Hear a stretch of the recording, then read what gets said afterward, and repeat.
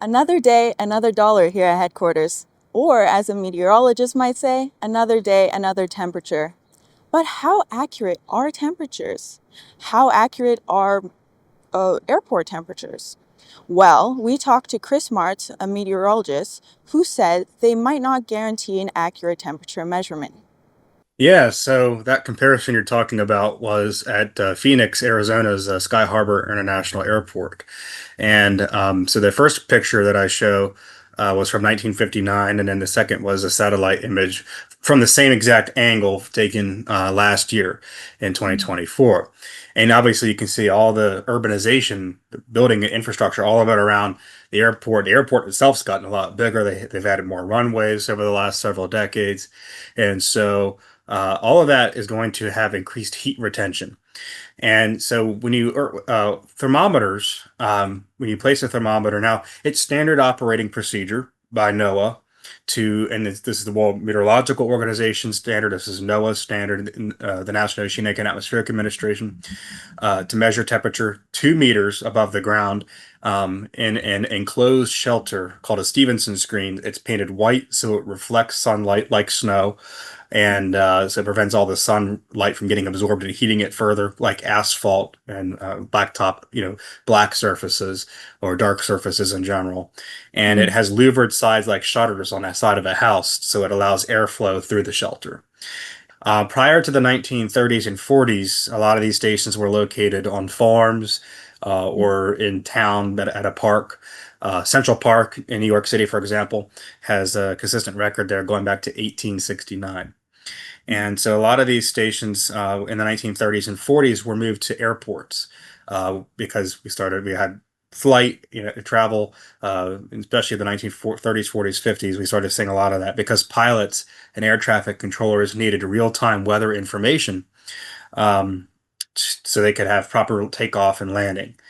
And these thermometer networks were never intended to serve as a basis for climate monitoring for at a national, regional, or even global network. They were just intended to provide real-time weather information.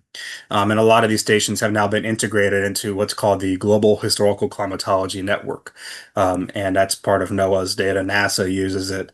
And so all those temperature plots of the global average surface temperature that you see use this data.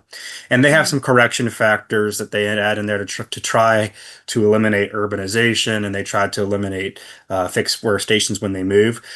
The last thing I want to point out about this is that, so obviously urbanization, surfaces like brick and asphalt, concrete, they readily absorb the sun's radiation during the day. And then at night they release it. And so when you have thermometers that are near the runway of an airport, the blacktop there, it's going to radiate off of that. Or if it is next to a highway, it's going to be affected by wind.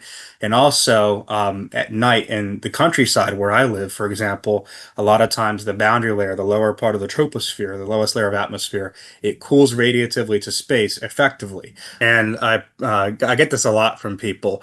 A lot of skeptics and a lot of people I respect will say that there's no such thing as a global average temperature. I disagree with that because, but I will agree with them is that it's not measurable. You cannot measure a global average temperature. You can calculate it and estimate it through, because you can only measure temperature at one location. Like I can measure the temperature in the sunroom I'm sitting in, and I can measure the temperature in the living room, but I can't measure the average house temperature. I can calculate it based on different measurements that I take.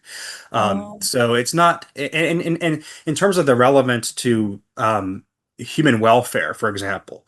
The idea that, oh, it's a warmer climate's going to hurt us or it's going to be better for us. I don't really think it's either. Warmer could be slightly better for us, but we really have the technological capabilities to adapt to whatever climate that we have, whether it's a couple degrees warmer or a couple degrees cooler, especially with modern technologies. So whether it gets a couple degrees warmer or cooler is not going to really have, on a global average basis, is not going to really affect our well-being all that much one way or the other.